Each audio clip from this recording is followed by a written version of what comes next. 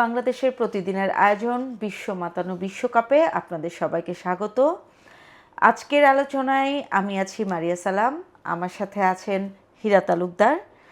আমরা গতকাল রাত থেকে আজকে সকাল পর্যন্ত যে 4টি ম্যাচ হয়ে গিয়েছে সেটা নিয়ে আলাপ তো শুনবই, এছাড়াও কাল আসলে এটা আগামীকালই বলতে হবে, মানে আজকে গভীর রাত থেকে শুরু করে আগামীকাল সকাল পর্যন্ত যে 4টা বিশ্বকাপের ম্যাচ আছে সেগুলো নিয়েও আমরা কিছুটা কথাবার্তা বলবো। তো এখন আমরা দেরি না করেই আমাদের মানে গতকালের বা আজকে ভোরের সবচেয়ে যেটা বিশ্বকাপে এখন পর্যন্ত হাই ভোল্টেজ ম্যাচ যেটাকে আমরা বলি সেই ম্যাচটা নিয়ে কথা বলবো। এটা হচ্ছে ব্রাজিল এবং মরক্কোর মধ্যে যে ম্যাচ, সেটা বাংলাদেশে আজকে ভোর 4টায় অনুষ্ঠিত হয়েছিল। সেই ম্যাচটা নিয়েই কথা বলি। হীরা ভাই, মানে আজকে তো সবচেয়ে ধরতে গেলে আসলে টক অফ দি ওয়ার্ল্ড যেটা বিশ্বকাপের, সেটাই হচ্ছে ব্রাজিল এবং মরক্কোর মধ্যে যে হাই ভোল্টেজ যে ম্যাচ। এবং এই ম্যাচটা হচ্ছে যে এবারে যেটা বিশ্বকাপে বলা হয় যে এই বিশ্বকাপটা হচ্ছে রেকর্ডের বিশ্বকাপ, কারণ অনেক কিছুই নতুনভাবে হবে এবং নানা রকম রেকর্ড তৈরি হচ্ছে। তো আজকের এই ম্যাচটায় ব্রাজিল তার রেকর্ড, মানে সে 88 বছরের যে রেকর্ড, যে তারা কখনোই তাদের উদ্বোধনী ম্যাচে হারেনি, জিতেছে এবং ড্র করেছে, সেই রেকর্ডটা তারা ধরে রেখেছে। কিন্তু অন্যান্য বিভিন্ন অ্যাসপেক্ট যেটা থাকে গেমের, সেই অ্যাসপেক্টে কিন্তু আসলে ব্রাজিল তার সমর্থকদেরকে, ভক্তদেরকে হতাশই করেছে, এটা মানে সবাই বলছে। তো আপনি কি ভাবছেন, একজন মানে খেলার ভক্ত হিসেবে আপনি কি বলতে চান? হ্যাঁ, ঠিকই বলেছেন আপা, অনেকগুলো রেকর্ডই হয়েছে এই ম্যাচে, কিন্তু রেকর্ডগুলো ছাপিয়ে যেই জিনিসটা আজকে আমরা দেখলাম কালকে রাতে, যে ব্রাজিল আসলে যে স্বপ্ন নিয়ে গেল, যে স্বপ্নটা তারা এবার হেক্সা জয়, যে এইবার তাদের সুবর্ণ সুযোগ, ষষ্ঠ বিশ্বকাপ তারা নেবে। তো ওপেনিং ম্যাচটা তাদের মোটেই ভালো হয় না। এটা আসলে স্কোর লাইনটা বিষয় না, আপনি জানেন যে এখানে স্কোর লাইন 1-1 গোলে ড্র হয়েছে, কিন্তু মরক্কো ম্যাচটায় প্রথম থেকেই যেভাবে আধিপত্য দেখালো ব্রাজিলের সামনে, ব্রাজিল আসলে এইভাবে খেললে তারা মানে পরবর্তী ম্যাচগুলো আসলে তাদের জন্য আরও ডিফিকাল্ট। আমি বলতেছি যে পরবর্তী ম্যাচ বলতে বোঝাচ্ছি যে সেকেন্ড রাউন্ডে, ফার্স্ট রাউন্ডে তাদের হাইতির ম্যাচ আছে, হয়তো সহজই হবে, স্কটল্যান্ডের সাথে হয়তো অতটা সহজ হবে না, অত সহজ হবে না। কিন্তু পরবর্তী ম্যাচগুলো যেটা আমরা শিডিউল অনুযায়ী দেখি, যে স্কটল্যান্ড ব্রাজিল যাদের সঙ্গে সেকেন্ড রাউন্ডে বা রাউন্ড অফ 16-এ বা কোয়ার্টার ফাইনালে খেলার সম্ভাবনা রয়েছে, সেই সব ম্যাচে আসলে কি হবে আসলে বলা যায় না। এই আজকের ম্যাচ দেখে যেটা দেখলাম, যে তাদের সেন্টার ব্যাক যারা আছেন তারা হতাশ করেছেন।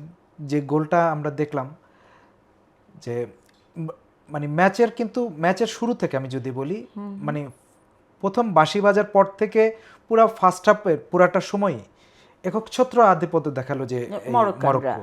তারা মানে প্রথম 20 মিনিটে তো ওইভাবে করে ব্রাজিল খেলতেই পারে না, মানে এটা একটা চ্যাম্পিয়ন দলের জন্য, মানে এটা কি ধরনের ম্যাচ আমি ঠিক বুঝতে পারতেছি না। তারা আসলে কি করলো হঠাৎ করে, তাদের পারফরম্যান্সটা আসলে কেন এরকম হলো, আসলে এটা আমি পরে আসতেছি এই ব্যাপারে। তারা এটা স্বীকারও করেছেন।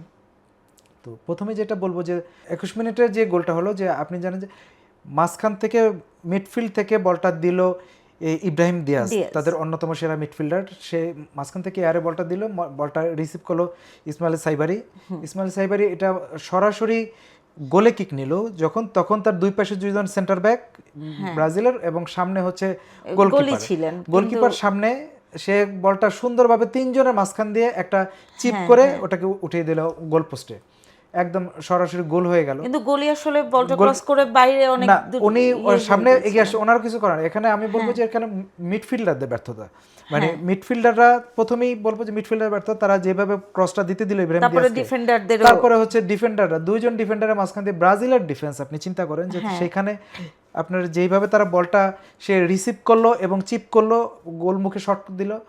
তো এই এরকম ডিফেন্স হলে তো আসলে ডিফিকাল্ট। আরেকটা বড় বিষয় যেটা আমি মনে করছি, সেটা হচ্ছে ওয়ার্ল্ড কাপ যদি র্যাঙ্কিং দেখেন ফুটবলে, তাহলে ব্রাজিল হচ্ছে 6 নাম্বার র্যাঙ্কে, এবং মরক্কো ঠিক তার পাশেই 7 নাম্বার র্যাঙ্কে আছে হ্যাঁ, দুইজন। এই গ্রুপটাই কিন্তু এরকমই অনেকেই বলে যে পুরো সি গ্রুপটাই সবাই খুব কাছাকাছি কাছাকাছি র্যাঙ্কে, হ্যাঁ কাছাকাছি র্যাঙ্কে রয়েছে। রয়েছে। হ্যাঁ, তো সেই জায়গা থেকে যেটা যে এর আগেও কিন্তু ব্রাজিলের আগে আরো 5টা শক্তিধর দল রয়েছে। তো আপনি যেটা বারবার বলছিলেন যে ব্রাজিল যদি এই ম্যাচে মানে একদম শুরুর ম্যাচে এবং মরক্কোর সাথে এরকম একটা অভিজ্ঞ দল এইভাবে খেলে, মানে একদম মনে হচ্ছিল যে তারা আসলে খুব হালকা হয়ে গিয়েছে।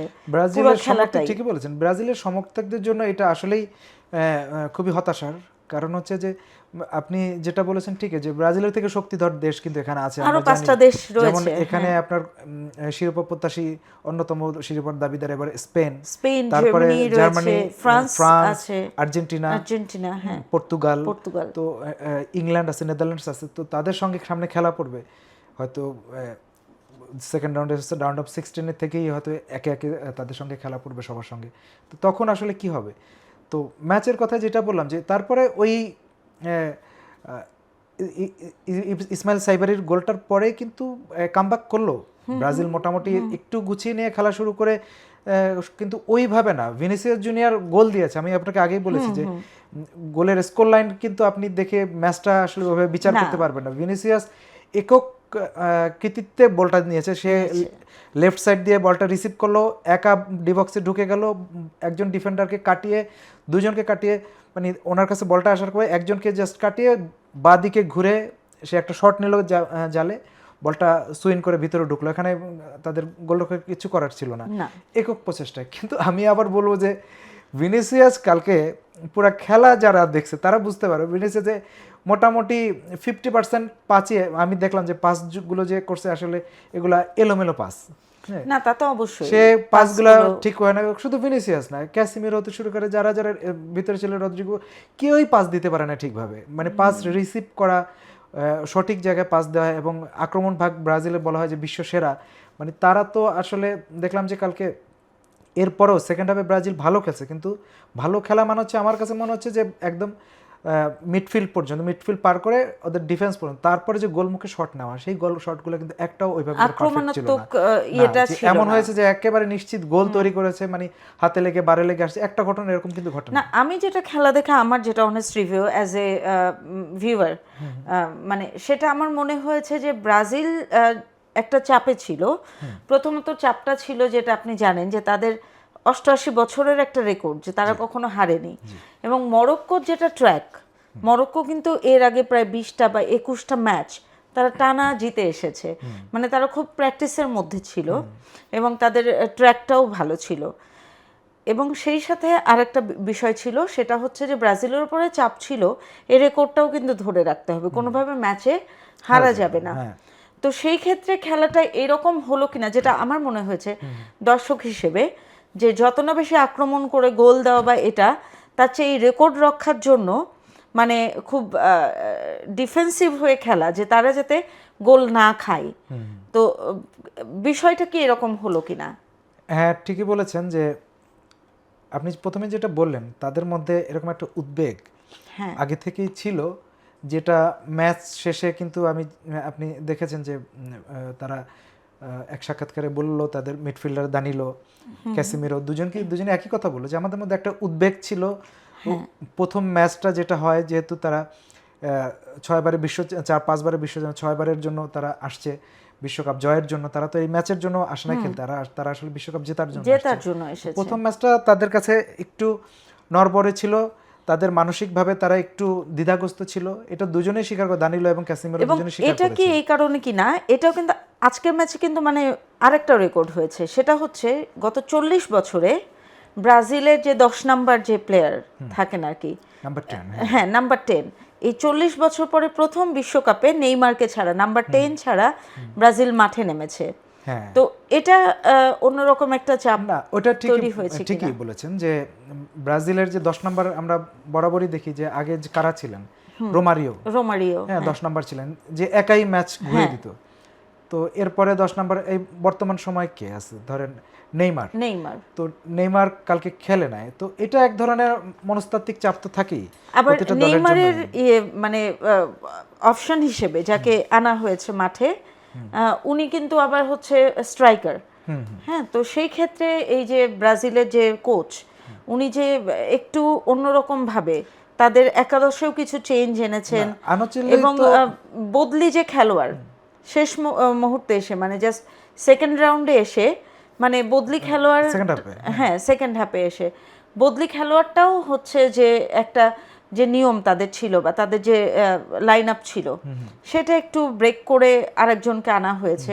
তো এই চাপগুলো তৈরি হয়েছে কিনা? না, আমার কাছে সেটা মনে হয় না। মানে সেকেন্ড হাফে তো ব্রাজিল তুলনামূলক ভালোই খেলেছে এবং এই চেঞ্জগুলো দানিলো তো পরে নামলো, তো উনি যে চেঞ্জ করে আনচেলতে আপনি জানেন যে উনি অনেক বড় মাপের কোচ, ওনার এতে কোনো সন্দেহ নাই ব্রাজিলের, তো উনি সেরাটাই দেওয়ার চেষ্টা করেছেন। কিন্তু ব্রাজিলের আপনি দানিলো একটা কথা বলেছে কালকে যে আমাদের প্রথম ম্যাচটা হয়ে গেল যে মরক্কোর সঙ্গে, যারা আমাদের ফিফা র্যাঙ্কিংয়ে খুবই ক্লোজ, তো এক বিশ্বকাপে হচ্ছে এরা আফ্রিকার হচ্ছে অ্যাটলাস লায়ন বলে তাদেরকে, তো তারা এই আফ্রিকান অ্যাটলাস লায়নরা যখন খেললো, তাদের সঙ্গে যখন খেলতে হয় তখন ব্রাজিলের স্বাভাবিকভাবে একটা চাপ থাকে। প্রথম ম্যাচে কিছুটা হলেও প্রথম রাউন্ডে এরা একটা দুর্বল টিমই পায় সাধারণত, তো প্রথম ম্যাচে এত বড় একটা ধাক্কা একদম শুরুতে, এটা যদি হয়তো এই প্রথম ইয়াতেই ধরেন এই গ্রুপ পর্বেই যদি এটা যদি শেষের দিকে হতো, এই ম্যাচটা 2 নম্বর বা 3 নম্বর ম্যাচ হতো, তাহলে হয়তো ব্রাজিল এই সমস্যাটা হতো না। প্রথম ম্যাচে এই ধাক্কাটা তারা সামাল দিতে পারে, যেটা আসলে অবশ্যই ধন্যবাদ দিতে হয় এটা মরক্কোকে। তারা আসলে পুরোপুরি ব্রাজিল ধাক্কাটা সামলে নিয়ে তারা এগুলো ভয় ডরহীন একটা খেলা তারা খেলেছে এবং সেটার রেজাল্টও তারা পেয়েছে, বরং আমি বলবো যে রেজাল্ট তারা পায় নাই এই ম্যাচে। আসলে তাদের জেতারই কথা, এটা কিন্তু ক্যাসিমিরও বলেছে, ব্রাজিলের দানিলো বলেছে যে আসলে তাদেরই জেতার কথা প্রথমার্ধে, তারা যে আরো একাধিক গোল খায় না আমাদের ভাগ্য ভালো। হ্যাঁ, যে ব্রাজিলের ভাগ্য ভালো যে ব্রাজিল আরো একাধিক গোল খায় না, এটা একটা খুবই অ্যালার্মিং বিষয়। তা সে বলেছে যে আমরা যদি ভবিষ্যতে এইভাবে খেলতে থাকি তো আসলে সামনে আসলে আমাদের হেক্সা জয়ের যে স্বপ্ন সেটা আসলে কতটুকু বাস্তব হবে এটা বোঝা যাচ্ছে না, খুবই ডিফিকাল্ট হয়ে যায়। তো আমার মনে হয় যে আরো যে বিষয়টা আছে যে আশা করা যাচ্ছে হয়তো নেইমার সামনের ম্যাচগুলোতে খেলতে পারবেন, তো এরকমই প্ল্যান থাকে। হ্যাঁ, তো আশা করা যাচ্ছে যে হয়তো ব্রাজিল সামনের ম্যাচগুলোতে ঘুরে দাঁড়াতে পারবে। এবং সেই সাথে একজন দর্শক হিসেবে আমি যেটা মনে করি যে মরক্কোকে আমরা এখন আর এভাবে আন্ডারডগ বা এরকম ভাবতে পারছি না, তাদেরকেও কিন্তু আমাদের সেই ডার্ক হর্স বা ব্ল্যাক হর্স যেটাকে বলা হয় আমাদেরকে সেইভাবেই ভাবতে হবে। কারণ এই ম্যাচে হয়তো মরক্কো যেটা করেছে যে প্রথম ল্যাটিন আমেরিকান কোনো একটা দলের বিরুদ্ধে তাদের ওয়ার্ল্ড কাপে পয়েন্ট এসেছে, কিন্তু এই ধারাবাহিকতা যদি তারা বজায় রাখে তাহলে আমার মনে হয় যে সামনে মরক্কোর জন্য আমরা আশাবাদী। এটা কিন্তু একটা আশাবাদী হতে পারি। মরক্কো অবশ্যই সামনের ম্যাচে এর থেকে সহজ প্রতিপক্ষ, অবশ্যই কোনো সন্দেহ নাই। স্কটল্যান্ডও ব্রাজিলের থেকে আমার কাছে মনে হচ্ছে একটু সহজ, আর হাইতি তো অবশ্যই সহজ এর থেকে। তো হাইতির ম্যাচটাও কালকে ছিল, তো আমি দেখলাম যে মরক্কোর জন্য এই ম্যাচটা ড্র হওয়ার কারণে এই পুরো গ্রুপের অবস্থান কিন্তু চেঞ্জ হয়ে যাবে। কারণ হচ্ছে এখন আপনি নিশ্চিত করে বলতে পারবেন না যে ব্রাজিল গ্রুপ চ্যাম্পিয়ন হবে, কারণ বাদবাকি 2 ম্যাচে যদি ব্রাজিল জিতেও মরক্কো যদি যে সেক্ষেত্রে গোল পার্থক্য কিন্তু এখানে সামনে আসবে। আর এরপরে দ্বিতীয় রাউন্ডে যদি মরক্কো গ্রুপ চ্যাম্পিয়ন হয়েই যায়, তাহলে দ্বিতীয় রাউন্ডে যখন যাবে নকআউট পর্বে, রাউন্ড অফ 32-তে, ওই সময় এবং রাউন্ড অফ 16-এ 2 জায়গায় কিন্তু আপনার ব্রাজিল যদি রানার আপ হয় তাহলে তাদেরকে বড় দলের মুখোমুখি হতে হবে শুরুতেই। এটা ব্রাজিলের জন্য আসলে ডিফিকাল্ট হয়ে গেছে। এক ম্যাচে ড্র করছে মানে হচ্ছে আমরা সমস্যা নেই, বাকি 2 ম্যাচ জিতে তারা চলে যাবে, এটা না। এখন যদি ব্রাজিল গ্রুপ চ্যাম্পিয়ন না হলেই কিন্তু একটা বিপদ, এবং সেটার একটা সম্ভাবনা তৈরি হয়েছে। আরেকটা যে বিষয়টা হচ্ছে যে আমরা তো হাইতি এবং স্কটল্যান্ডের কথা বলছিলাম, আমরা জানি যে আজকে কিন্তু তাদেরও ম্যাচ হয়েছে, স্কটল্যান্ড এবং হাইতির মধ্যেও ম্যাচ হয়েছে, এবং এই ম্যাচটাও কিন্তু একটা রেকর্ডের ম্যাচ। কারণ হাইতি কিন্তু দীর্ঘ 52 বছর পরে ওয়ার্ল্ড কাপে খেললো, এবং স্কটল্যান্ড কিন্তু 36 বছর পরে বিশ্বকাপে তারা একটা ম্যাচে জয় পেল, 2-0 গোলে জয় হয়েছে, 1-0 গোলে। হ্যাঁ, তো হ্যাঁ ম্যাচটাও আমি দেখলাম যে এই ম্যাচে প্রথমার্ধে একদম ফুল কন্ট্রোল ছিল স্কটল্যান্ডের। স্কটল্যান্ডে প্রত্যাশিত গোলও করেছে তারা, এবং সেকেন্ড হাফে হাইতি কিন্তু ঘুরে দাঁড়িয়েছে। হাইতিকে আমরা যেইভাবে ভেবেছিলাম, আসলে হয়েছে কি এই যে কয়েকটা দল আছে এবার খেলছে, যেমন জর্ডান, নতুন যারা আসছে, জর্ডান, কুরাসাও, কেপ ভার্দে, এই হাইতি, হ্যাঁ হাইতি যদিও পুরানো দল আগে খেলেছে, কিন্তু তারপর আমরা যেগুলো মনে করি যে বিশ্বকাপ আসলে আন্ডারডগ, হ্যাঁ প্রায় হচ্ছে যে অর্ধ শতবর্ষ পরে তারা হ্যাঁ খেলতে তো আসছে। খেলতে আসছে। তো আমার কাছে মনে হচ্ছে যে হাইতিকে আমরা যেইভাবে ভেবেছিলাম যে এই লেভেলের খেলে কিনা, হাইতি যথেষ্ট ভালো খেলেছে। স্কটল্যান্ড আপনি জানেন যে এরা ইউরোপিয়ান বাছাই পড়বে, কিন্তু তাদের গ্রুপে তারা গ্রুপ চ্যাম্পিয়ন হয়ে আসছে। এই স্কটল্যান্ডের সাথে স্কটল্যান্ডের অনেক দীর্ঘদেহী সব প্লেয়াররা খেলে, তাদের বলের গতি, এয়ারে বল খেলার খুবই দক্ষ তারা। সেই হিসাবে স্কটল্যান্ডের সঙ্গে হাইতি ভালো ফাইট দিয়েছে।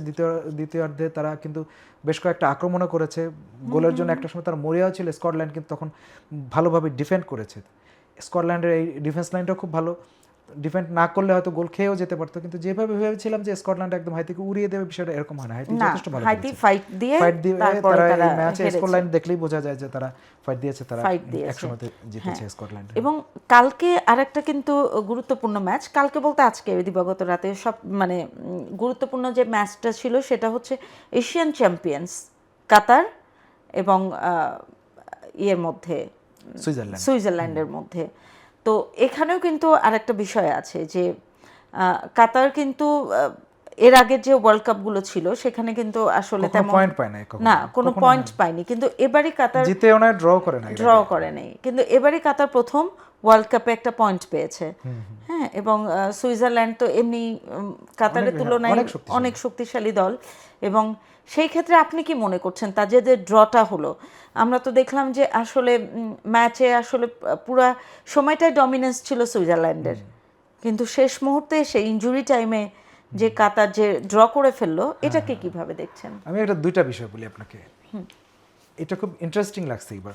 সেটা হচ্ছে যে পয়েন্ট পাওয়ার দিক থেকে বলি, এবার কিন্তু কাতার প্রথমবার পয়েন্ট পেল, কানাডা প্রথমবার পয়েন্ট পেল, মানে এটা হচ্ছে যে আসলে ওই যে বললেন যে রেকর্ডের বিশ্বকাপ, তেমনই হচ্ছে যে এবারে বহু বছর পরে কেউ পয়েন্ট পাচ্ছে, কেউ গোল দিচ্ছে, কেউ খেলতে আসছে, যেহেতু 48টা দলে খেলা, এটা খুব ভালো সাইন। আরেকটা হচ্ছে যে আরেকটা বলে নিই, সেটা হচ্ছে যে বিশ্বকাপে আপনি দেখেন যে কয়টা ম্যাচ হয়েছে, সামনে আরও আছে যে এশিয়ার দলগুলো এবং হচ্ছে আফ্রিকান দলগুলো, তারা কিন্তু তুলনামূলক, আমি বলবো তুলনামূলক বেশ ভালো করছে। আপনি কিন্তু সামনের ম্যাচগুলো দেখবেন, এটা মিলাই নিয়ে দেখেন যে ইউরোপিয়ানরা যেভাবে ফুটবল খেলে, তাদের যে স্ট্রাকচার, তাদের যে ধরনের রেজাল্ট করার কথা, যেই খেলা ইউরোপের আমাদের দেখার কথা, সেটা কিন্তু আমরা দেখছি না। এটা খুবই আশ্চর্যের বিষয় হচ্ছে এবার। এবং আফ্রিকান দলগুলো ভালো রেজাল্ট করতেছে, এবং সামনে আফ্রিকান দলগুলো খেলা, এবং এশিয়ান দলগুলো ভালো করছে। আমি সাউথ কোরিয়ার খেলা দেখেছেন আপনি, যে সাউথ কোরিয়া দুর্দান্ত খেলে জিতেছে তো সার্বিয়ার সঙ্গে। তো এশিয়ান দল হিসেবে কাতার আর চ্যাম্পিয়ন হিসেবে, তারা যে খেললো সুইজারল্যান্ড বিশ্ব র্যাঙ্কিং অনেক এগিয়ে কাতার থেকে, এবং তাদের যে খেলা, তারাও ইউরোপিয়ান একটা গ্রুপ চ্যাম্পিয়ন হয়ে তারপরে তারা আসছে খেলতে। তাদের সঙ্গে কাতার যে খেললো, একদম জীবন পণ বাজি রেখে খেললো, সমান সমান প্রতিপক্ষ মনে হয়েছে তাদেরকে। মানে তারা যেভাবে ডিফেন্সটা সামাল দিল, মিডফিল্ডে যতটা যেভাবে রিকভারি করেছে, আপনি বলতে পারেন যে হাই প্রেসিং খেলা খেলেছে সুইজারল্যান্ডের কেন আরো বেশি গোল দেয় না, কিন্তু এটা আসলে অভিজ্ঞতারও একটা বিষয় রয়েছে। এই বিষয়টা তা না আসলে, মানে সুইজারল্যান্ডকে তো তারা তো আটকে রেখেছে, এবং তারা 90 মিনিটস পর্যন্ত সুইজারল্যান্ড 1-0, যেই কারণে তারা একটা চান্স ক্রিয়েট হয়েছে, এবং তারা একটা চান্স পেয়েছে, গোল দিয়েছে, গোলের কারণে দেখা গেল যে ড্র হয়ে গেল। এই ম্যাচটা মানে কাতার কিন্তু অবশ্যই কাতারকে এটা সাধুবাদ দিতে হয় এবং ভালো খেলেছে। একই সাথে মানে এশিয়ান কান্ট্রি হিসেবে, এবং এবারে কিন্তু ওয়ার্ল্ড কাপে আরেকটা যেটা রেকর্ড, যে মানে এটা প্রথম হচ্ছে 13টা মুসলিম দেশ, মানে সর্বোচ্চ সংখ্যাগরিষ্ঠ মুসলিম দেশ এবারই ওয়ার্ল্ড কাপে খেলছে।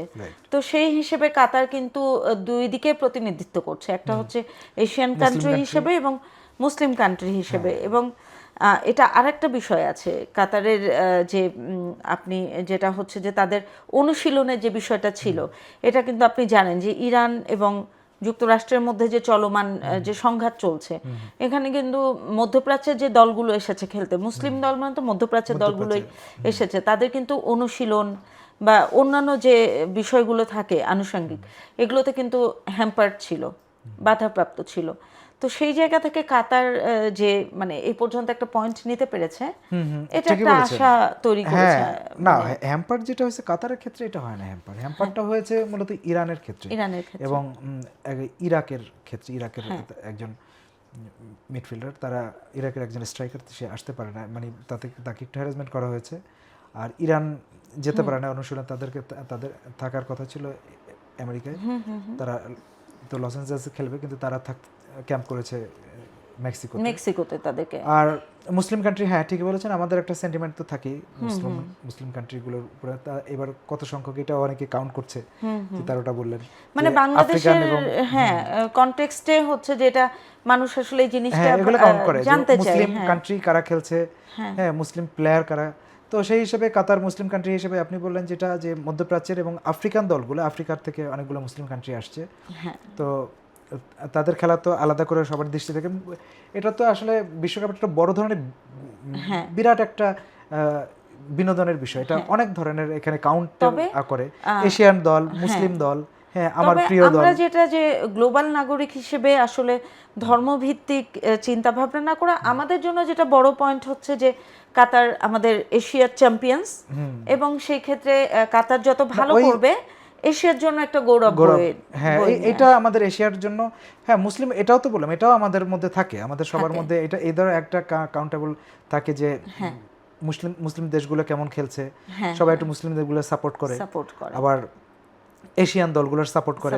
হ্যাঁ এটা থাকে, এটা পৃথিবীতে সবাই, ইউরোপিয়ানরা ইউরোপের যে কোনো টিমকে সাপোর্ট করে, ল্যাটিনরা কিন্তু এই ব্রাজিল হালরেও, যে নেইমারের বন্ধু বলেছে একদিন যে ব্রাজিলিয়ানরা বলে যে আমরা এবার আর্জেন্টিনা সাপোর্ট করব। তো এটা হচ্ছে যে এটা একটা আঞ্চলিক একটা বিষয়, আঞ্চলিক বিষয়টা থাকে মুসলিম কান্ট্রি। এবারে তো কারণ অনেকেই দেখলাম যে সেদিন আমাকে একজন বললো যে সে স্পেনের সাপোর্ট করলো, বললো যে কেন, বলে যে এখানে ওদের সবচেয়ে সুপারস্টার যে লামিন ইয়ামালে, সে কিন্তু মুসলিম, সে ওই পতাকা নিয়ে, ফিলিস্তিনের পতাকা নিয়ে তাদের বার্সেলোনার বিজয় উৎসব করেছে, যে কারণে অনেকেই দেখা গেছে তার একটা তার দেশের পক্ষে যাবে। উসমান দেমবেলে খেলছে আপনার ফ্রান্সে। এই ক্ষেত্রে যে আলাপ আলোচনা আসছে, এশিয়া আসছে, মুসলিম কান্ট্রিগুলো আসছে, তাহলে কিন্তু আরেকটা ম্যাচ যেটা ছিল সেটাও কিন্তু মোটামুটি একটা মানে আলোচিত ম্যাচ, সেটা হচ্ছে টার্কি এবং অস্ট্রেলিয়ার মধ্যে যে ম্যাচটা। এবং আপনি জানেন যে ভৌগোলিক কারণে মানে টার্কি দেখা যাচ্ছে আমাদের এশিয়াতেও আছেন, ইউরোপেও আছে, তো সেই ক্ষেত্রে টার্কির ওপরেও কিন্তু আমাদের একটা সেন্টিমেন্ট কাজ করে এশিয়ান কান্ট্রি হিসেবে।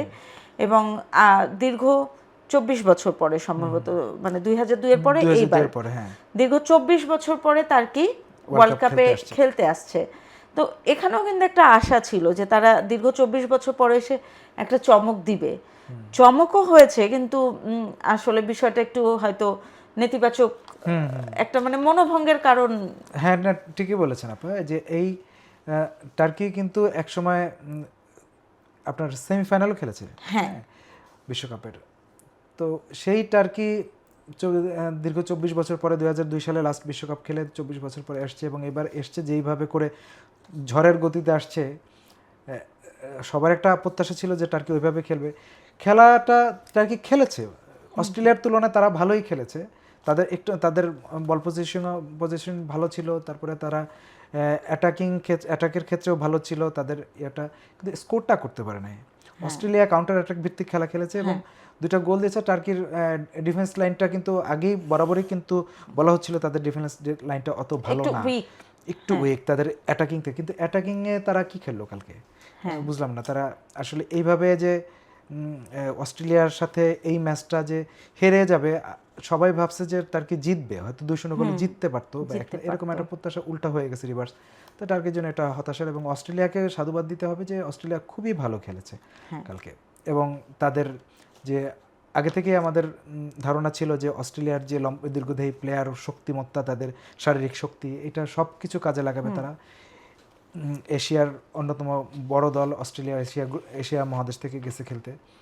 তো আপনি যেটা বলেছিলেন আগে যে এশিয়ার দেশগুলো নিয়েতে, অস্ট্রেলিয়া ওশেনিয়া মহাদেশে হলো, তাই সে কিন্তু কোয়ালিফাই রাউন্ড খেলে এশিয়ার হয়ে, তো সেক্ষেত্রে অস্ট্রেলিয়া কিন্তু এশিয়ার দেশ, তো আমাদের এশিয়ার দেশে জিতলো। আর টার্কির তো অর্ধেক এশিয়া অর্ধেক ইউরোপে, তারা যদিও তাদের যেহেতু ইয়েটা পড়েছে, তাদের রাজধানী আঙ্কারা পড়েছে আপনার ইউরোপের মধ্যে, তারা ইউরোপীয় বাছাই পর্ব খেলে আসে।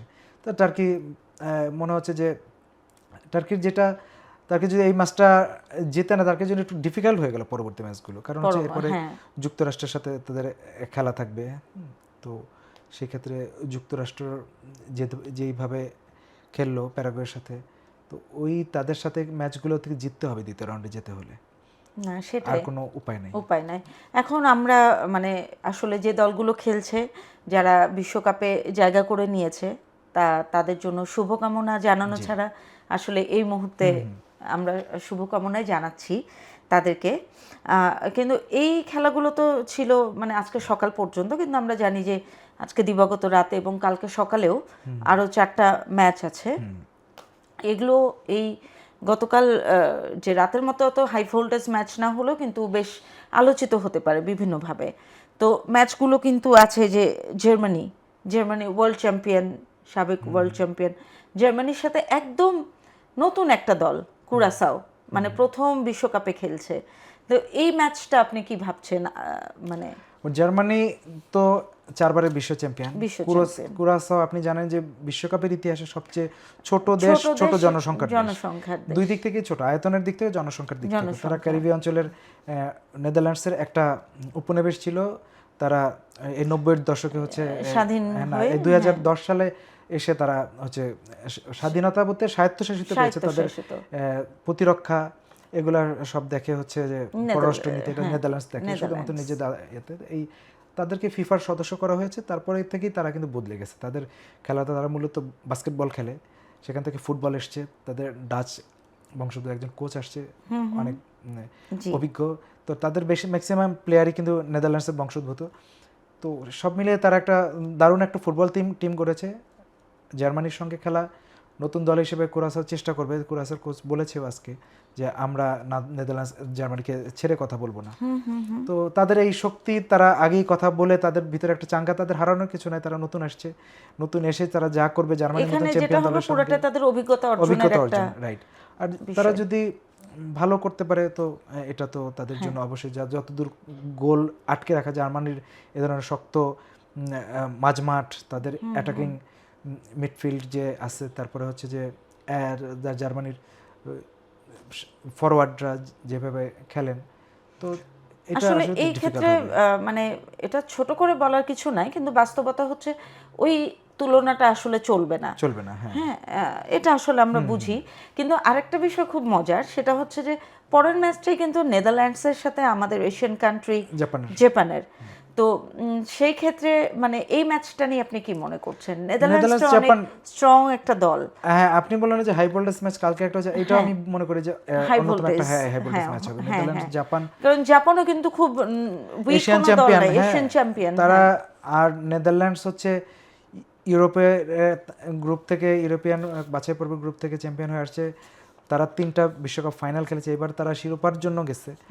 তো এই নেদারল্যান্ডসের সঙ্গে খেলাটা জাপানের জন্য খুবই গুরুত্বপূর্ণ একটা ম্যাচ। এই ম্যাচে যারা জিতবে তারা এগিয়ে যাবে এবং পরবর্তী রাউন্ডে যাওয়ার জন্য জাপানের জন্য খুব গুরুত্বপূর্ণ। জাপান কিরকম খেলে এটা দেখার বিষয়। এটা আসলে এখন তারা নেদারল্যান্ডসের সাথে যেই খেলাটা খেলবে, এইটার প্রতিফলন ঘটবে আসলে পরবর্তী রাউন্ডে যে। হ্যাঁ, এরপরে কালকে কিন্তু আরো যে একটা ম্যাচ আছে, সেটা হচ্ছে আইভরি কোস্ট আর ইকুয়েডরের মধ্যে। হ্যাঁ, আইভরি কোস্ট ইকুয়েডরের ম্যাচটা হবে সকালে। এটা খুবই ইন্টারেস্টিং ম্যাচ, কারণ হচ্ছে আইভরি কোস্ট, আপনি জানেন যে লাস্ট ম্যাচে তারা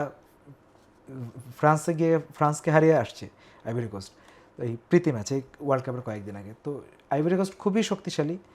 তো তাদের সঙ্গে ম্যাচটা কিন্তু মোটেই সহজ নয়, কারণ ইকুয়েডর হচ্ছে যে, আবার ইকুয়েডর ল্যাটিন আমেরিকা অঞ্চলে ব্রাজিল আর্জেন্টিনার পরেই সে তৃতীয় স্থানে রয়েছে। তো ইকুয়েডর কিন্তু স্ট্রং, খুবই ইকুয়েডরের আপনার ডিফেন্সকে বলা হয় বিশ্বের সেরা ডিফেন্স।